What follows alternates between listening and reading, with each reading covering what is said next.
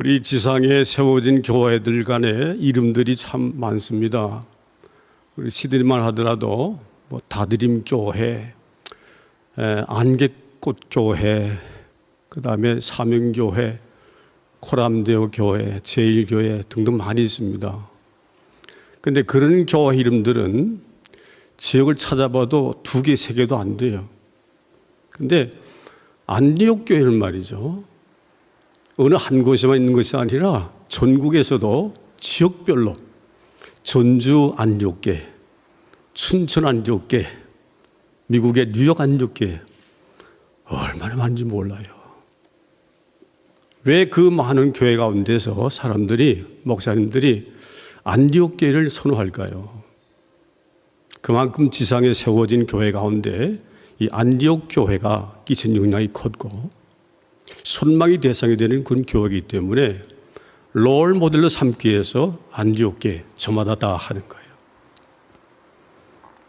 예수님이 기뻐하시는 교회라고 인정됩니다. 물론 사람이 평가하는 것은 절대적이지 않습니다. 주님께서 평가해야 절대적으로 맞는 거죠. 요한계시록 보게 되면 2장 3장에 7교회가 나옵니다. 지상에 세워진 모든 교회들의 표상으로 주님이 평가했는데 7개 가운데 2개는 책망도 없이 다 칭찬받았지만 나머지 5교회는 약간의 칭찬도 있었지만 책망을 했습니다. 회개하라고 종료했습니다. 예를 들면 간단하게 예배소 교회는 주님에 대한 첫사랑을 잃어버렸다. 큰 문제죠. 소모나 교회는 죽도록 충성한 교회라 칭찬받았어요. 버가모 교회는 니골라당과 발람의 교훈을 받아들여서 우상도 섬겼습니다. 교회가. 두아디라 교회는 이세벨 교훈을 받아들였고 우상도 섬겼어요. 빌라델피아 교회는 작은 규모를 가지고도 세상을 넉넉히 이겼다라고 평가합니다. 사대 교회는 말이죠, 너희가 살았다 하지만 실상은 죽었다. 마지막 라오디아 교회는 너희가 차지도 않고 덥지도 않다, 그렇게 평가했습니다. 이 시간 저는 우리가 이 말씀을 근거해서 안디옥교회처럼 되겠지만 주님이 평가하실 때 우리는 과연 그 7개 교회 가운데서 어느 교회에 속하느냐 진단할 필요가 있다는 거죠. 자, 그러면 우리 안디옥 전주교회, 깡통교회라고 그럽니다. 그 교회의 역사를 가만히 터치해 보니까 1983년도 이동희 목사님이 개척하셨는데 처음엔 교회는 얼마 안 됐어요. 수만 장의 전도지를 전주에 뿌리고 나서 과감하게 개척했습니다. 지금은 8,000명이 가깝다 그러든지 굉장한 숫자더라고요. 특이한 것은 뭔가니 목사님의 자가용도 없대요. 집에 쓰는 모든 가구가 다 중고 쓰고 있대요. 처음부터 선교비를 50% 책정했지만 지금은 75%에 해당하는 금액을 선교에 진력한다는 겁니다. 모험적 교회죠. 이상적 교회죠. 자, 그러면 우리가 오늘 본문을 근거해서 세워진 우리 진주의 깡통교회인 안디옥교회가 롤모델 삼은 것이 무엇이겠는가 본문을 통해서 알아봅니다. 1절에 보니까 안디옥교회에 선지자들과 교사가 있으니 그랬습니다.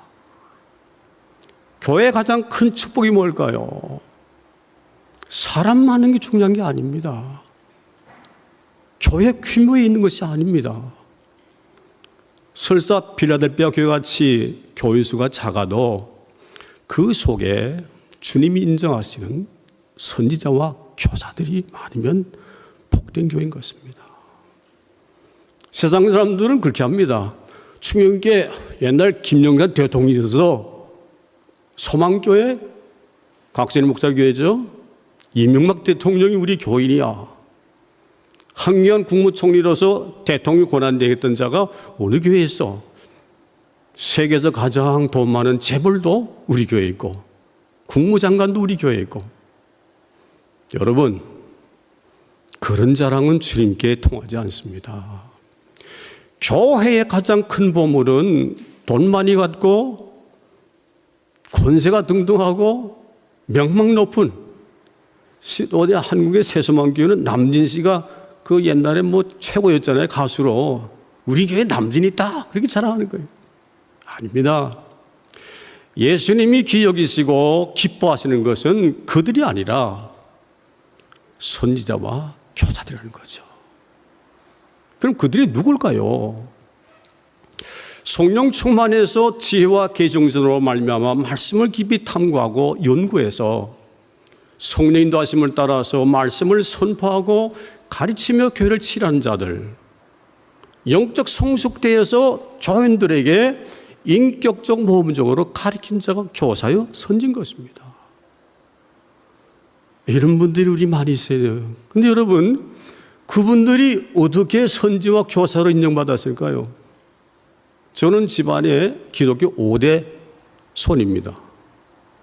외조모분이 권남 할머님이 안동 권씨인데 1800 말 때 복음 들어왔을 때 예수 믿다고 쫓겨났어요.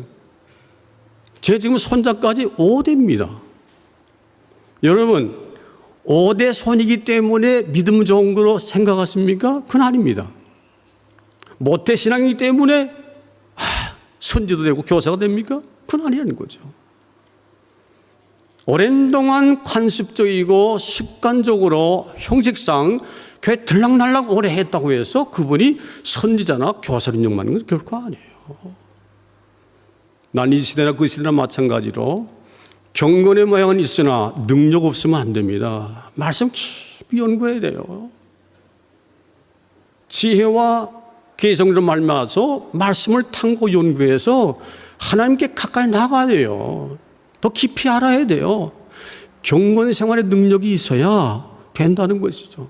저는 지금 안타깝게 생각한 중 하나가 뭔가니 수요일날 좀 많이 나오세요. 공부 참 멋있습니다. 우리 신학교 때 배우지 못한 부분들, 못 들어봤던 분들을 듣고 있어요, 여러분. 그냥 자동적으로 오랫동안 예수 믿어 연륜이 깊었기 때문에 주님께 칭찬받는 선지 교사는 아니라는 것이죠. 자, 그런데 이름을 고명했습니다. 바나바와 니게르라는 시몬과 구레네 사람 루게오와 분봉왕 헤롯 젖동생 마나인가 그리고 사울이라 그랬습니다. 각기 달라요. 국적도 어떤 사람은 저기 리비아 북부 쪽에 있는 흑인족에 속하는 리비아 사람이고, 시몬 이름 가지고도 말이죠, 이방 이름 같이 통용한 자도 있고. 특별히 보세요. 분봉왕 헤롯의 젖동생이 누굽니까? 예수님이 탄생할 때 왕으로 오신다니까 위험 느꼈던 헤롯 안디바가 야, 2살 밑에 다 죽여 명령했어요.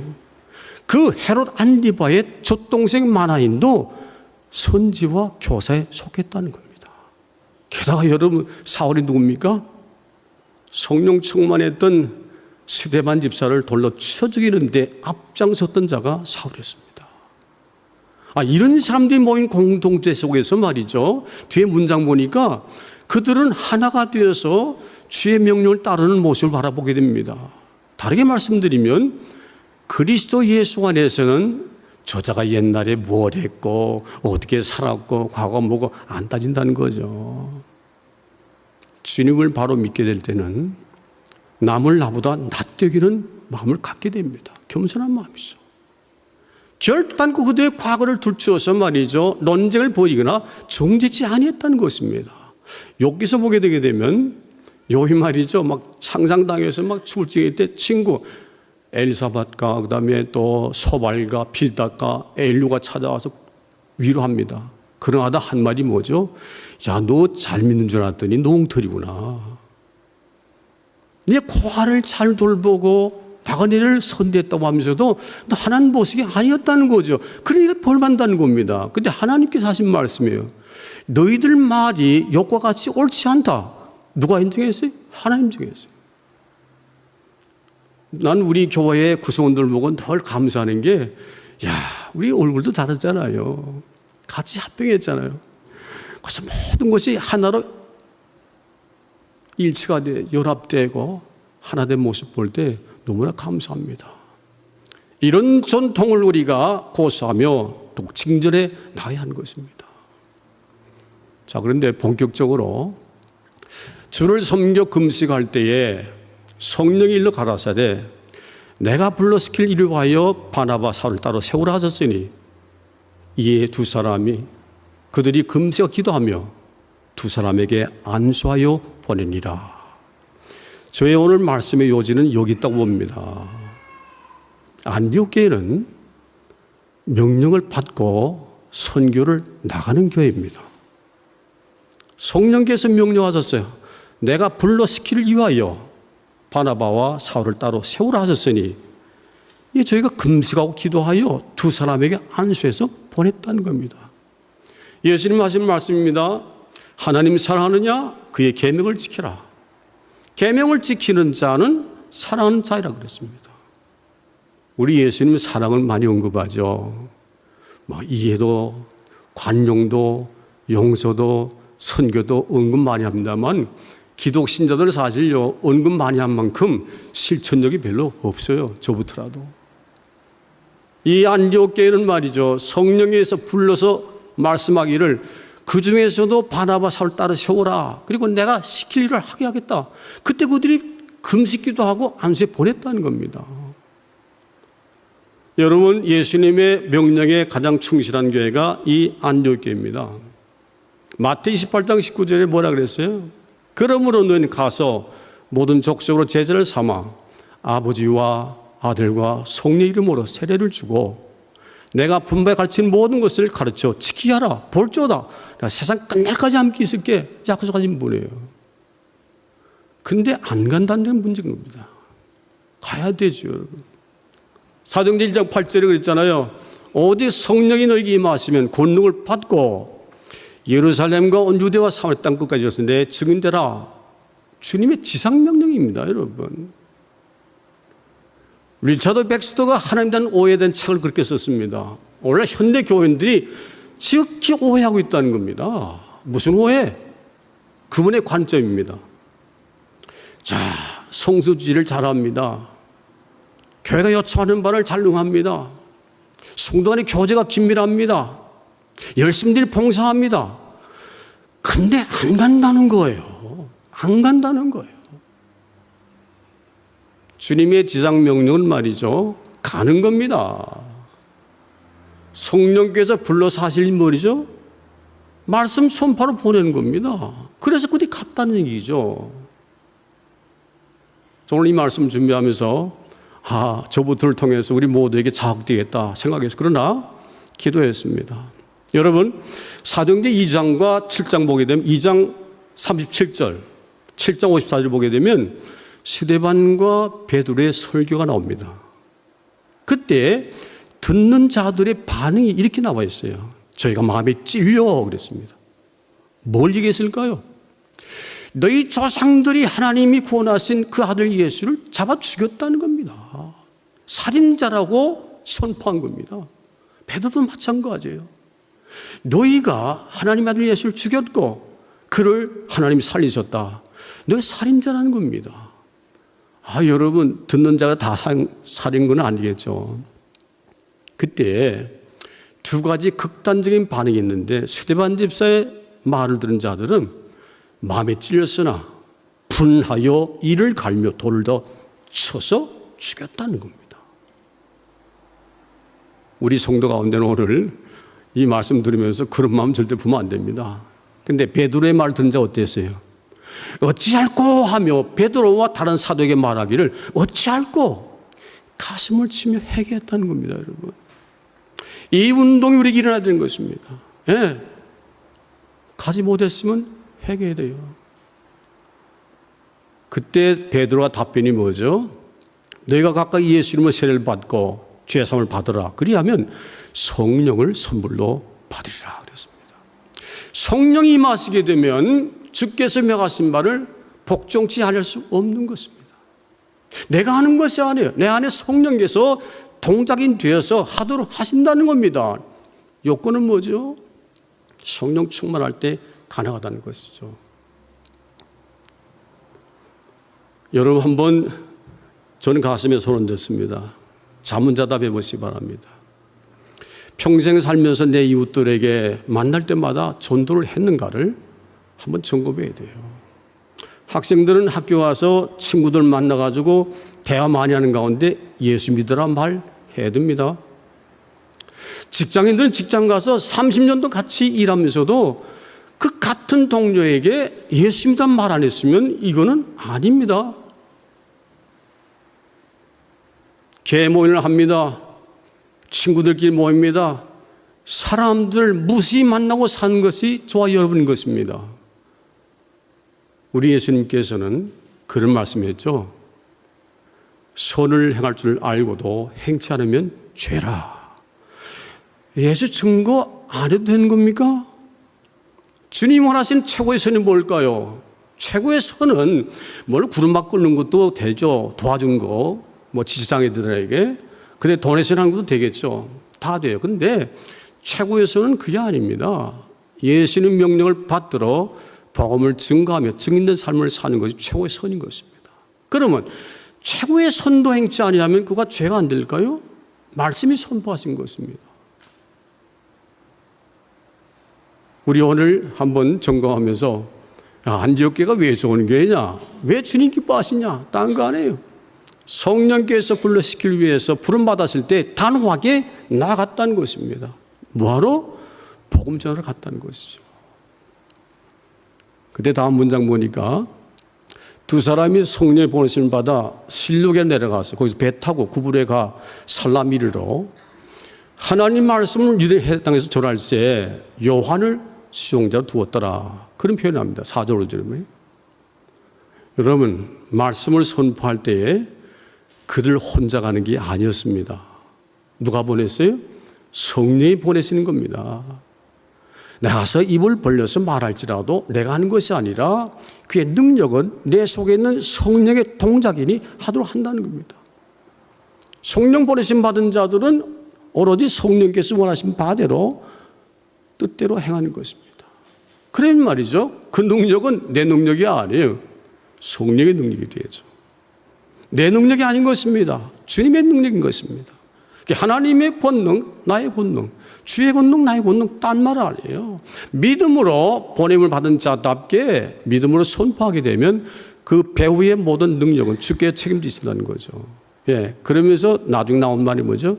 요한을 수장자로 두었더라. 복음을 증거할 때 우리가 외롭지 않습니다.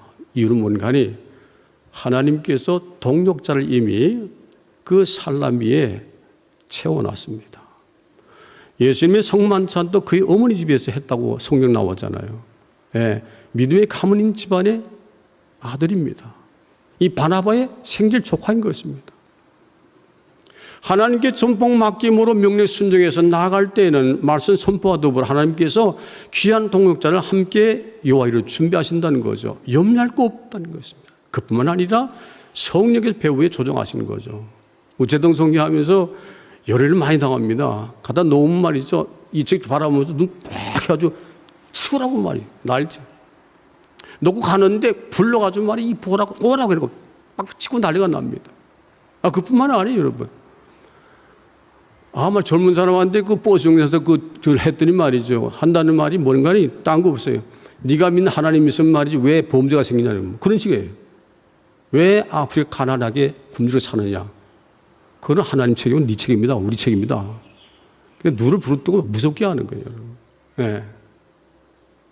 사랑하는 여러분, 그때도 우리는 우리의 백그라운드에 내가 아니라 성령께서 계신다는 거죠. 자, 그런데 여러분, 이와 같이 복음 증거할 때에 동력자만 생겨서 후원한 것은 아닙니다. 이에 보니까 제가 온 섬 가운데 지나 바보에가 바예수란 거짓 선자를 만나니 그 총독 서기오 바울과 함께 있으니 총독 서기오 바울은 지혜 있는 사람이라 바나바와 사울을 불러 말씀 듣고자 하더니 이 박수 엘마는 번정한 박수라 조의를 대적하여 총독으로 믿지 못하게 힘쓰니 하나님께서 용기를 북돋으시고 동력자 선정하시고 성령이 일하심에도 불구하고 이후에 당장 뭐가 나타났어요? 말씀을 이렇게 선포할 때에 거짓 선지자가 나타나서 방해했다는 겁니다. 바울과 바나바를 대적했다는 겁니다. 성도를 믿지 못하게 힘썼다는 겁니다. 이런 것들이 필연적으로 있다는 얘기죠. 여러분, 우리가 노방전도할 때, 요즘은 근래는 없습니다만은 처음 시작할 때는요, 거기 옥상에서 풍수에다가 물을 녹아도 터뜨리고 말이죠. 괴성 지르고 막 야지 놓고 난리 났었습니다. 똑같은 이치예요. 하나님의 사역을 우리가 열심히 이행할 때에 참 위로자도 있고 협력자도 있지만 상대적으로 악한 마귀의 권세로 방해하는 무리가 있다는 겁니다. 영적 전쟁이라는 것이죠. 이거 없으면 안 해요. 반드시 있어요. 왜? 예수님께서 공생 시작할 때 마귀가 와서 몇 번 시험했어요? 3번씩이나 시험 유혹했댔어요. 하물며 우리가 전도할 때 그들이 가만 놔두겠습니까? 네. 한 30년 됐습니다만은 여기 이민사회에서 좀 제 명망 있는 분입니다. 돈도 많고 한데 예수를 안 믿어요. 우리 교회 수석장로가 친구인데도 불구하고 암만 그래도 안 나오는 거예요. 그래서 신방 가서요. 권유를 하고 했는데 어렵사리 오기로 했어요. 그런데요, 오기란 그 주일날에 이분이 안 보이는 거예요. 근데 나한테 들어보니까 부인이 같이 왔는데 우리 교회 앞에 문턱 현관 앞에 이 돌계단인데 그건 넘어져 얼굴 다 한 거예요. 그러니까 이건 아니다. 예수 믿는 거 우리하고 아니다. 돌아가서 또 신방 가서 권유했어요. 예수 믿으려면 마귀가 방해합니다. 그게 방해입니다. 육적 안목으로 봤을 땐 우연의 일치로 볼 수도 있어요. 왜? 넘어질 수 있으니까. 그러나 영적 안목으로 봤을 땐 그게 아니라는 거죠. 마귀가 방해하는 거예요, 여러분. 시단 방법 총동원해서 못 가게 말리는 거예요. 또 권유해서 얼마 후에 또 오기로 했어요. 했는데 그날도 약속을 안 지켰어요. 들어봤더니 여러분 들어보세요. 제가 그때 40대입니다. 근데 그분은 50대가 된 분이에요. 교회 다 준비하고 오는데 하이렌 터져 피가 폭폭 쏟는 거예요, 여러분. 이해가 가십니까? 예. 마귀 사단 역사는요, 우리가 상상도 못할 일들을 수단 방법을 써서 행한다는 거죠. 안 뺏기려고, 죽기를 안 보내려고 총독 서기관을 믿지 못하게 대적하고 애를 쓰고 힘을 썼다는 겁니다. 예. 그러니까 전도가 그렇게 어려운 거예요. 그러나 염려하지 마세요. 이후에 본문의 6절로 9절 보게 되면 그런 표현 나오죠. 바울이라고 하던 사울이 성령 충만하여 그를 주목하여 가로되 모든 괴계와 악행이 가득한 자요 마귀의 자식이요 모든 이 원수요 그리고 바른 길을 굽게 할 그치 아니하겠냐 선포했습니다. 다르게 말씀드리면 우리는 성령 원리 수요일날 배웠죠. 예, 그런 대적무리들은 영적 안목으로 봐야 된다고 그랬어요. 보게 되면 답이 나오는 거예요. 그가 행한 것이 아니라 그 속에 있는 것이 사도 바울은 볼 때 영적 안목으로 모든 계획, 거짓말, 술수, 마귀의 자식으로서 의의 원수로서 예수의 모든 바른 길을 굽게 하는 자라 영적 통찰하는 겁니다. 그때의 바울이 선포한 게 뭡니까? 보라, 주의 손이 네 위에 있어 네가 얼마 동안 해를 보지 못하리라 한즉 즉시 안개 어둠이 덮어 자기를 인도할 줄 두루 구했다는 겁니다. 봉사가 됐다는 겁니다, 여러분. 예. 금방 말짱한 거가 봉사됐다는 거예요, 여러분. 누구의 권위로? 주님의 손아래 될 때 역사하는 겁니다. 우리대로 버려두면 우리 힘뿐입니다. 어딜 가든 간에 우리는 성령 의지해야 돼요. 주님의 손아래 있어야 돼요. 일반 삶도 마찬가지예요. 복음전도 마찬가지예요. 주의 손아래 있을 때에 그가 역사하게 되면 나면서부터 안전병인 자를 바울이 자기 말을 듣기 때문에 주목해서 가만 보니까 구원받겠거든. 그래. 야, 네 발 일어서 했더니 뛰면서 걸었다 그랬습니다. 주님을 의지하며 세상 끝까지 함께 있겠다고 하신 주님을 의존하며 믿음으로 나갈 때에 그 선포는 내 선포가 아니라 누구 선포예요? 예수님의 선포라는 거죠. 주님의 손아래 있을 때 역사가 나타나는 게 뭔가니 그 멀쩡했던 그 방해자, 대적군, 해방군, 마귀 자식은 말이죠. 눈이 멀었다는 겁니다. 누가 하신 일이에요? 주님이 하셨다는 거죠. 왜 이 문장을 우리에게 소개했을까요? 주님 증거할 때 약속하신 주님을 믿어야 된다는 겁니다. 예. 볼주다 세상 끝날까지 함께 있기 때문에 약속하신 분이 가만히 있는 게 아니에요. 그저 동행만 하는 것이 아니라 우리 하는 모든 일들을 일거수일투족 관리하셔서 주님의 권능으로 마귀 권세를 멸하며 승리케 하신다는 보장이 여기 있다는 것이죠. 사랑하는 여러분, 우리 독일 교회 일화가 있습니다. 만드는 얘기지만은 A와 B라는 교회가 양쪽에 섰다고 그래요. 근데 A 교회는 딱 보니까 그 천장에서 말이죠. 그 마귀들이 창과 칼을 들고는 낮잠을 불걸 자더래요. 코를 골며 자는 거예요. 예. 근데 B라고 하는 교회는 보니까 천장에서 마귀들이 말이죠. 칼과 창을 들고 막 찌르고 난리가 난 겁니다. 뭘 우리에게 교훈했을까요?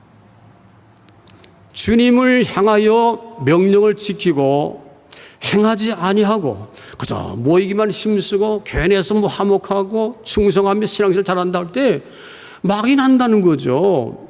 교회의 본질적인 사명인 예수 복음 증거를 하게 되면 가만 내버려둔다는 겁니다. 왜? 이미 자기 거니까. 근데 심하게 칼로 치고 창을 찌르는 그 교회는 누구죠? 그저 모이는 말이죠. 말씀 공부에다 찬양 예배를 드리죠. 성례 교제를 하죠. 헤어지면 전도하는 거. 우리 옛날 목사님 그랬잖아요. 우리 모이면 열심히 우리가 신앙 경주하고 나가면 전하는 거.